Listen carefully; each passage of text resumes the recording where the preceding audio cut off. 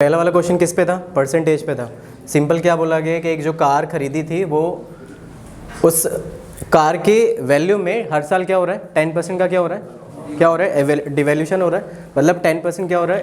Rate जो है उसका क्या कर रहा है? गिर रहा है। ठीक है। अब कितने साल पहले खरीदी गई थी कार? 3 साल पहले खरीदी गई थी। तो आज उसका जो रेट है वो कितना हो गया? 8748 हो गया। इसका मतलब ये हुआ कि यदि 10% को आप यदि रेशो में लिखोगे तो क्या लिखोगे? 1/10। पेन चेंज करते हैं। इसको क्या लिखेंगे अपन? 10 से 1 कम हुआ तो कितना हो गया? 9। 10 से 1 कम हुआ 9। 10 से 1 कम हुआ कितना हो गया? 9। मतलब अल्टीमेटली हम ये कहेंगे कि स्टार्टिंग में वो जो वैल्यू थी वो कितनी थी उसकी? 1000 थी। और आज जो रिडक्शन होने के बाद उसकी कीमत हो चुकी है वो कितने रेशो में हो गई? 729। तो ये जो आपको रेट दिया 8748, ये कौन सा रेट हो जाएगा आपका? ये वाला रेट 729 वाला। तो 729 इक्वल्स टू कितना हो गया? 8748। अब ये देखो जरा कि ये 8748 जो है वो 729 से कट रहा है तो कितने बार कट रहा है? 729 से कितने बार जाएगा? एक बार तो जाएगा ही जाएगा। कितने बार जाएगा? एक बार जा रहा है। कितना हो गया यहाँ पर? 14 में 9 हो गया आपके पास, हो गया 5, 6 में से तो हो गया 4। ये वही कितने बार चले जा रहा है? 729 2 बार। कितने बार चला जाएगा? 2 बार। तो 1 बराबर कितना हो गया आपके पास? 12। 1 बराबर 12 तो स्टार्टिंग में उसकी वैल्यू कितनी थी? 1000। तो 1000 बराबर कितना हो जाएगा? बोलो कितना हो जाएगा? 12000। इसका मतलब ये हुआ कि जो आपकी कार का जो प्राइस था स्टार्टिंग में 3 साल पहले जब आपने ख़रीदा था तो वो कितने की कार खरीदी थी आपने? 12000 की खरीदी थी, जिसमें हर साल 10% की कमी के बाद उसकी वैल्यू कितनी हो चुकी है? 8748। करेक्ट आंसर कौन सा हो जाएगा? 12000, ऑप्शन नंबर बी। ठीक है। नेक्स्ट देखो जरा, क्वेश्चन नंबर 2 में क्या कहा गया कि फिर से सेम कॉन्सेप्ट पे था कि एक बार 10% की क्या हो गई? कमी हो गई। 10% की कमी हो गई तो उसे क्या लिखोगे? 10% मतलब 1/10, मतलब 10 से 1 कम हो गया तो कितना हो गया? 9 हो गया। ठीक है। फिर एक बार 10% क्या हो गई? बढ़ गया। और बढ़ गया मतलब 10 से 1 बढ़ के कितना हो गया? 11 हो गया। ठीक है। इसका मतलब ये हुआ कि स्टार्टिंग में जो आपका नंबर था वो कितना था? 100। और अब फाइनली वो कितना हो गया है? 99। मतलब स्टार्टिंग में जो ओरिजिनल उसकी वैल्यू थी वो कितनी थी? 100 थी। और अब कम होके कितना हो गया? 99। क्यों? क्योंकि एक बार कम हुआ और एक बार क्या हो गया? बढ़ गया। तो अल्टीमेट जो चेंज आ रहा है वो आपको दिखाई दे रहा होगा। कितना कम आ रहा है? 1। अच्छा, यहाँ पे क्या बोला कि प्राप्त जो संख्या होगी मूल संख्या से कितनी कम है? 10। मतलब इन दोनों का जो डिफरेंस है वो कितना दिया गया है? 10 दिया गया है। मतलब 1 बराबर दोनों का अंतर कितना है? 1 बराबर कितना है? 10। तो क्या बोले? वास्तविक संख्या बताओ। वास्तविक संख्या क्या आपके पास? 100 है। तो बोलो 100 बराबर कितना हो जाएगा? 1000। तो आपका आंसर कितना आ गया? 1000।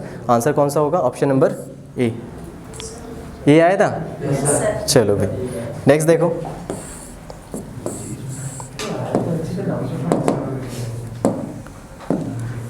एक्स की जो आय है वो वाई से कितने % ज़्यादा है? 60%। और y की जो आय है वो z से कितने % ज़्यादा है? 40। मैंने आपसे कहा था कि जब भी x y z ऐसा सीक्वेंस आपका चलेगा तो ये x लिखो, ये y लिखो, ये क्या लिख लो? z लिख लो। कॉम्बिनेशन जब भी इसी प्रकार से थे x to y, y to z, z to other variable, तो इसी प्रकार से लिखना। लास्ट से स्टार्ट करना। लास्ट वाला आप मान लो कितना है? 100 है। यदि z 100 होगा तो y z से कितना ज़्यादा है? 40 ज़्यादा है। और 40 ज़्यादा होगा तो बोलो कितना हो जाएगा? 140 हो जाएगा। ठीक है। और x y से कितना ज़्यादा है? 60% ज़्यादा है। और 140 का यदि आप 60% निकालो तो सीधा सा आप ये कर लिया करो, 140 का 60 के बजाय आप 160% निकाल दो। तो ये 2 0 से 2 0 क्या हो गया? कट गया। 16 × 14 कैसे करोगे? बताओ ज़रा जल्दी। 16 × 14 कॉन्सेक्यूटिव इवन नंबर कैसे करते हैं? बीच वाले नंबर का स्क्वायर 1 कम कर दो। कितना हो गया? 224 हो गया। अब बताओ कंपैरिजन किसका किससे पूछा गया? कंपैरिजन किसका किससे पूछा गया? x का z से।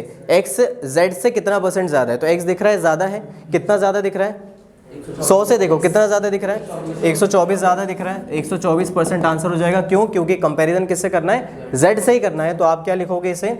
124 ज़्यादा है। और किससे ज़्यादा है? z से। और मल्टीप्लाइड में जब 100 करोगे तो आंसर तब भी वही निकल के आएगा। तो 100 पे कभी भी डायरेक्टली कर सकते हैं आंसर, कंपैरिजन करने पे सीधा आंसर आ जाता है। ठीक है। तो आंसर कितना हो जाएगा? 124, ऑप्शन नंबर बी। सारे क्वेश्चंस कराएं क्लास में, लेकिन चलो भाई ठीक है। नेक्स्ट क्वेश्चन देखो जरा। 5500 रुपये की राशि पर 15% चक्रवृद्धि ब्याज की दर से 2 साल के लिए चक्रवृद्धि ब्याज आपको बताना है। यदि ब्याज कैसे संयोजित होता है? 8 माह में संयोजित होता है। तो सबसे पहला हमारा काम ये होता है कि हम रेट को बदल देते हैं। किस में? किसमें? हमको वार्षिक ब्याज नहीं चाहिए, हमको कैसा ब्याज चाहिए? जब हम 8 मंथली निकालते हैं तो 8 मंथ के लिए आपको क्या करना पड़ेगा? रेट को बदलना पड़ेगा। जो भी आपको रेट दी गई है 12 डिवाइडेड बाय क्या? आपका पीरियड। ये करोगे कि नहीं करोगे? तो रेट बोलो कितना दिया गया है? एनुअल रेट कितना दिया है? 15 दिया है। ये 15% डिवाइडेड बाय 12 बटे पीरियड कितना करना है आपको? 8 मंथ्स का करना है। आपने ये 8 कर दिया। अब सिंपलीफाई करो जरा। 4 से कितने बार? 3 बार। 4 से 2 बार, 3 से ये 5 बार, 5 दूनी कितना हो गया? 10%। ये जो रेट आ गई आपकी 10%, ये कब की आ गई है? कितने महीने की रेट आ गई आपके पास? 8 महीने की रेट आ गई। मतलब आपको 10% रेट लगाना है 8 महीने के हिसाब से। अच्छा, 8 महीने के हिसाब से 2 साल को कितने भागों में तोड़ना पड़ेगा? 8 महीने के हिसाब से 2 साल कितने भागों में टूट जाएगा? 3 बार में। 8 महीने 8 महीने 8 महीने कितना हो गया? 24। मतलब इस 10% के रेट से आपको पता है कि 3 साल में जो रेट होता है इफेक्टिव, वो आपको पता है ये 33.1। तो 10% के रेट से 3 बार में जो आपका रेट आएगा वो कितना आ जाएगा? 33.1। अब सीधा कैलकुलेट कर दो जरा। 5500 पे 33.1% निकाल दो। 2 0 से 2 0 क्या हो गया? कट गया आपके पास। अब बस गुणा कर लो और आंसर बता दो जरा। 33.1 में और जैसे 55 का गुणा होगा तो आंसर कितने वाले हैं आपके पास? 2 ऑप्शन है, 5 वाले और डेसिमल वाला। तो ये तो होगा नहीं, ये भी नहीं होगा। या तो आंसर 1773.75 होगा या फिर 1820 वाला होगा। बस मल्टीप्लिकेशन करना है और आपको बता देना है कि जो आंसर होगा वो कौन सा वाला हो जाएगा। गुणा कर लेते हैं। 5 एकम 5, 5 से 15, 5 से 15 1 16। ये गुणा 5 5 6 1 कितना हो गया बोलो? 5 5 10, 6 5 11 12, 6 7 8, 182.0.5। तो ऑप्शन नंबर क्या हो जाएगा आपका? सी। कितना आ जाएगा? सी। क्लियर है? तो रेट याद रखना था कि 10% के रेट से 3 बार में कितना होता है? 33.1 होता है। ठीक है, सीधा आपका आंसर आ जाता। कौन सा हो जाएगा? Option number C. क्लियर है? नेक्स्ट देखो।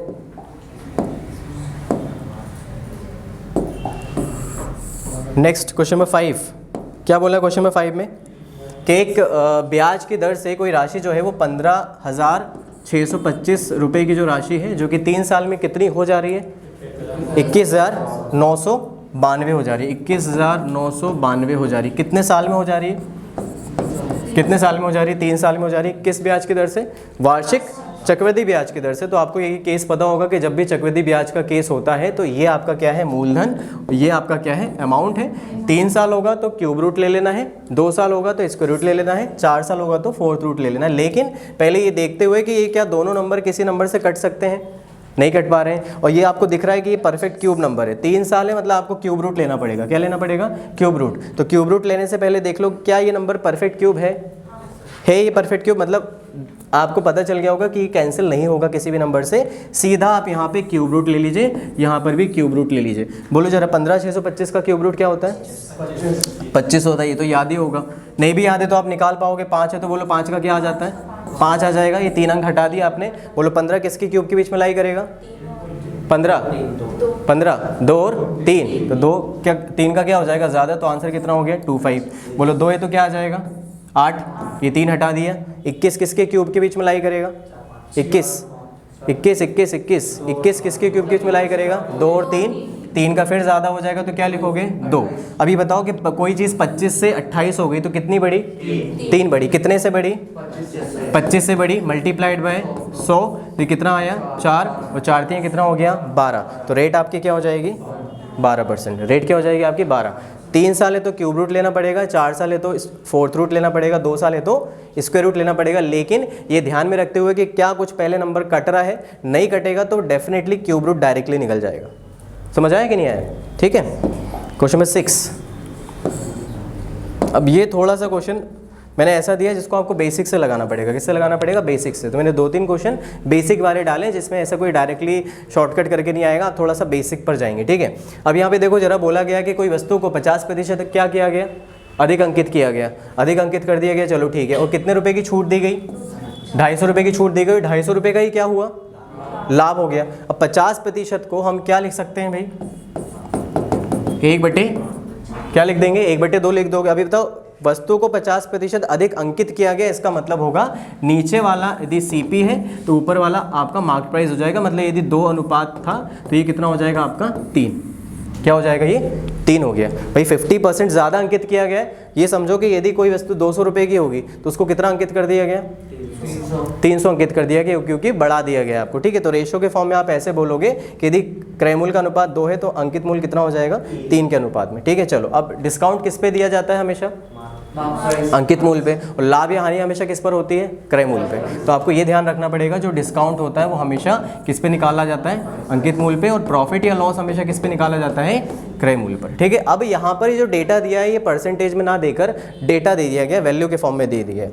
इसका मतलब हो गया कि डिस्काउंट कैसे निकलती, बताओ डिस्काउंट को हम कैसे लिखेंगे। यदि डिस्काउंट आपसे बोला जाएगा तो डिस्काउंट कैसे लिखा जाता है, सेलिंग प्राइस माइनस क्या लिखा जाता है, मार्क प्राइस लिखा जाता है कि नहीं लिखा जाता है। और प्रॉफिट कैसे लिखा जाता है, सेलिंग प्राइस माइनस का कॉस्ट प्राइस, ठीक है। ये इसी प्रकार से लिखा जाता है। अच्छा, एक ही आर्टिकल है, एक ही वस्तु है, अब एक ही वस्तु तो उसका विक्रय मूल्य क्या होगा, एक समान, क्रय मूल्य भी क्या रहेगा, एक समान, और अंकित मूल्य भी क्या रहेगा, एक समान। तो इसका मतलब आप इसे सेलिंग प्राइस को बराबर बराबर कर लो। ये देखो यहाँ पर यदि क्रय मूल्य को आप यदि 2x लोगे तो अंकित मूल्य कितना हो जाएगा आपका, बोलो कितना हो जाएगा, 3x हो जाएगा। अब ये देखो डिस्काउंट कितना है, डिस्काउंट कितना है 250 रुपये, तो यहाँ से सेलिंग प्राइस को आप क्या लिखोगे भाई, देखो आपका डिस्काउंट कितने, देखो छूट कितने की दी गई है आपको, 250 रुपये की दी गई है। अब यदि आप डिस्काउंट लिखोगे तो डिस्काउंट को आप कैसे लिखोगे, डिस्काउंट माइनस का क्या, मार्क प्राइस। ये आपने लिख दिया यहाँ पर 250, और ये माइनस का इधर आएगा तो क्या बन जाएगा, प्लस कितना है मार्क प्राइस आपका, ये 3x आ गया, तो ये क्या निकल कर आ गया, सेलिंग प्राइस। अब यहाँ से आप क्या बोलोगे, सेलिंग प्राइस को प्रॉफिट प्लस CP, प्रॉफिट कितना रुपये का बताओ, 250 रुपये का, ये आपने 250 रुपये रख दिया, और प्लस CP कितना हो गया बोलो, कितना हो गया, 2x हो गया। ये 3x में से 2x घटा सकते हैं, और ये माइनस का क्या हो रहा है, कैंसिल हो रहा है क्या, कुछ कैंसिल हो गया, क्या हो गया, डिस्काउंट ये तो पूरा कैंसिल हो जाएगा। 50% ज़्यादा अंकित किया ना अपन ने, तो 50% ज़्यादा अंकित किया, कितना हो जाएगा, ये 1/2 है, बिल्कुल सही है। 2 से कितना हो गया, ये 3 हो गया, 3x 2x है, ठीक है। डिस्काउंट कितने का देना है, 250 रुपीज़ का, सही है। तो सेलिंग प्राइस को अपन क्या लिखेंगे, सेलिंग प्राइस अपना हो जाएगा क्या, डिस्काउंट माइनस क्या, मार्क प्राइस। ओके ओके, ये मैंने स्टेटमेंट गलत लिख दिया ना, डिस्काउंट को कैसे लिखोगे आप, मार्क प्राइस माइनस क्या, सेलिंग प्राइस, हाँ ये उल्टा हो गया ना। तो सेलिंग प्राइस क्या हो जाएगा आपका, मार्क प्राइस माइनस का क्या, डिस्काउंट। तो ये इक्वेशन ऐसी हो जाएगी, कौन सी हो जाएगी बताओ, ये वाला था ना मार्क प्राइस, तो 3x माइनस कितना 250 इक्वल्स टू क्या हो जाएगा, ये 250 प्लस 2x, ठीक है। हाँ ये स्टेटमेंट चेंज हो। अब बताओ आप क्या करेंगे, यहाँ पर 3x है और ये 2x है, घटेगा तो बोलो कितना हो जाएगा, x, और ये 250 उधर जाएगा तो कितना हो जाएगा, 500 हो गया। तो ये x आपके पास 500 आया, मतलब आपको CP मिल गया कितना रुपये, 1000 रुपये, और यहाँ पे ये कितना मिल गया आपके पास, 1500 रुपये। क्या निकालने के लिए बोला उसने, क्या बोला है उसने, सेलिंग प्राइस। अभी बताओ यदि कॉस्ट प्राइस 1000 रुपये है और 250 रुपये का प्रॉफिट होगा तो सेलिंग कितना होगा, 1250 रुपये। तो answer will be option number C 1250। तो थोड़ा सा मैंने बेसिक दिया था ताकि आपको यहाँ पर x वगैरह लेके निकालना पड़े, ठीक है। तो आंसर कितना हो जाएगा आपका, ऑप्शन नंबर C, ठीक है। चलो क्वेश्चन नंबर 7, क्वेश्चन नंबर 7, एक दुकानदार जो है 10% की छूट देकर कितने रुपए का लाभ कमाता है, 2400 रुपये का लाभ कमा रहा है, ठीक है। और फिर उसे 20% का क्या देता है, छूट देता है, तब वो कितने का लाभ कमा रहा है, 330 रुपये का लाभ कमा रहा है, ठीक है। दोनों बार में अलग अलग डिस्काउंट देकर आपको प्रॉफिट अलग अलग दिया गया है, ठीक है। अब देखो जरा, यदि 10% का डिस्काउंट देगा तो इसको अपन कैसे लिख सकते हैं बताओ, कि अंकित मूल्य का और ये विक्रय मूल्य का अनुपात कितना हो जाएगा, 10 अनुपात कितना, 9। क्लियर है, क्लियर है। अब यहाँ पे जब उसने दोबारा जब 20% की डिस्काउंट दी उसी वस्तु पर, तो इसको अपन कैसे लिखेंगे, 5 1/5 लिखोगे, और यहाँ से आप इसे बोलोगे कि ये अंकित मूल्य का विक्रय मूल्य से अनुपात हो जाएगा 5 अनुपात कितना, 4। क्लियर है कि नहीं। अच्छा, एक ही वस्तु है तो एक ही वस्तु का क्रय मूल्य एक जैसा रहेगा, विक्रय मूल्य एक जैसा रहेगा, अंकित मूल्य एक जैसा रहना चाहिए। तो यहाँ पे अंकित मूल्य कितना है 10, और यहाँ पे कितना है 5, इसको अपन किससे गुणा कर लें, 2 से, तो ये कितना हो जाएगा बोलो।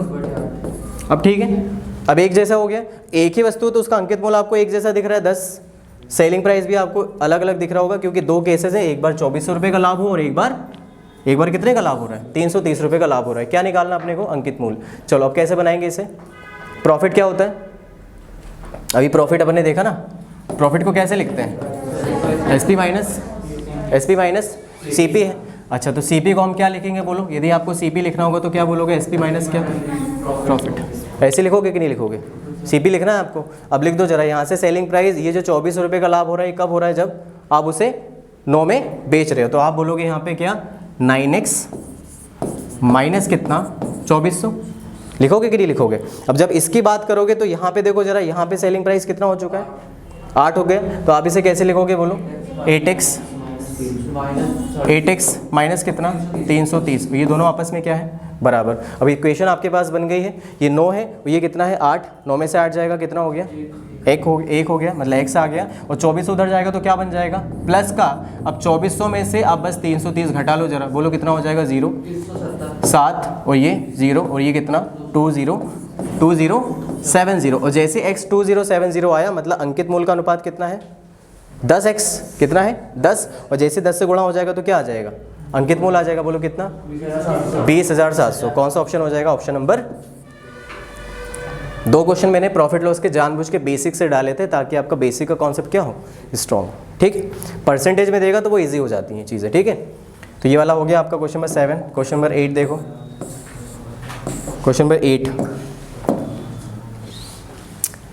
एक निश्चित राशि जो है ABCD में बांटी गई है किस अनुपात में 3 अनुपात 5 अनुपात 2 अनुपात 4 में बांटी गई है। एक राशि थी आपके पास, उसको 3 5 2 और 4 में बांट दिया गया, ये A है, ये B है, ये C है, और ये आपका क्या है D, ठीक है। वो राशि हमको नहीं पता, लेकिन जिसमें बांटी गई वो आपको अनुपात दिया गया 3 5 2 4।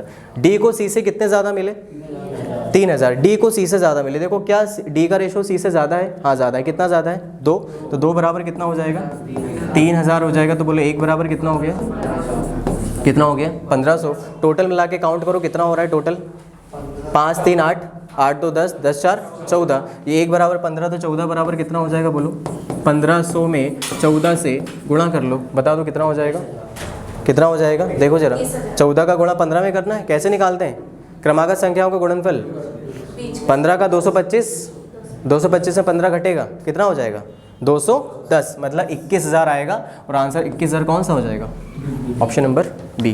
तो जितना भी आपने गुणा भाग सीखा सब इंप्लीमेंट होगा, ठीक है। क्वेश्चन नंबर 9, ए और बी का अनुपात, आयु का अनुपात कितना दिया है बोलो 3 अनुपात 5 दिया गया है, और 5 साल के बाद ये जो अनुपात है वो कितना हो चुका है 13 अनुपात 20 हो गया, ठीक है। ये अनुपात जो है ये वर्तमान का अनुपात है। अब 5 साल के बाद अनुपात कितना हो गया 13 अनुपात 20 हो गया, ठीक है भाई 13 अनुपात 20 हो गया। कब हो गया ये 5 साल के बाद हो गया है, ठीक है। क्या हम देख लेते हैं गैप सीधा सीधा डायरेक्टली दिख रहा है क्या कि बनाना पड़ेगा। 3 से 13 कितना गैप 5 से 20 कितना गैप 15, दोनों का अलग अलग है, तो हमको सेम बनाना पड़ेगा। कैसे सेम बनेगा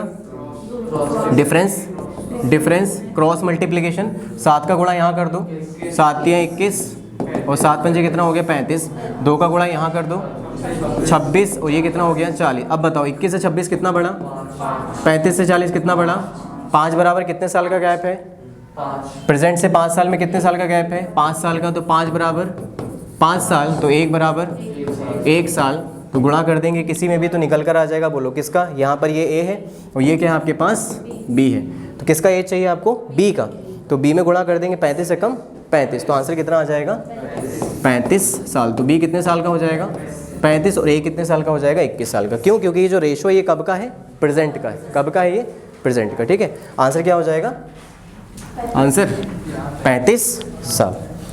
सारे क्वेश्चन हुए भैया क्लास में। चलो, राम ने समान मूल्य पर क्या किया 2 घोड़े बेचे हैं, ठीक है।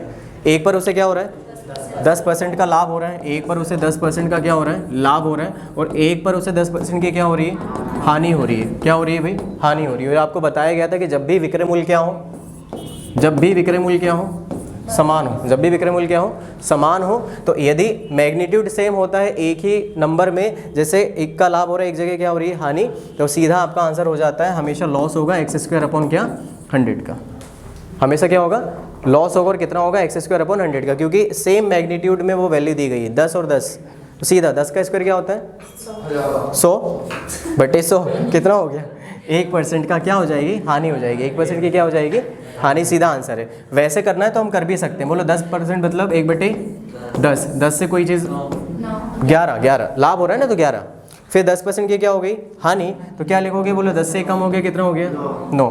दोनों के सेलिंग प्राइस क्या होने चाहिए बराबर, यहाँ 11 है यहाँ पे कितना है 9, सेम बनाओ, यहाँ 9 से कर लो यहाँ पे गुणा, यहाँ 11 से कर लो, बोलो कितना हो जाएगा बोलो कितना हो जाएगा 90, और ये कितना हो गया 99, और यहाँ पे 110, और ये कितना हो गया 99। अब दोनों के विक्रय मूल्य क्या हो गए, सेम हो गए। टोटल मिला के देखो जरा, टोटल मिला के टोटल कितना हो रहा है, ये 200, ये टोटल कितना हो रहा है 198। बोलो कितना कम हुआ, टोटल मिला के दोनों घोड़ों का क्रय मूल्य हो गया 200, दोनों का विक्रय मूल्य 198 हुआ। टोटल मिला के क्या हो रहा है, लॉस हो रहा है, कितने का, 2 का, कितने पर, मल्टीप्लाइड बाय, आंसर तब भी कितना आएगा 1% का लॉस। सीधा लगाया करो, जब भी सेम मैग्नीट्यूड में आपको प्रॉफिट या लॉस होगा तो सीधा x² अपॉन क्या 100, सीधा लग जाएगा 1% की क्या हानि। ठीक है, हो गया बस।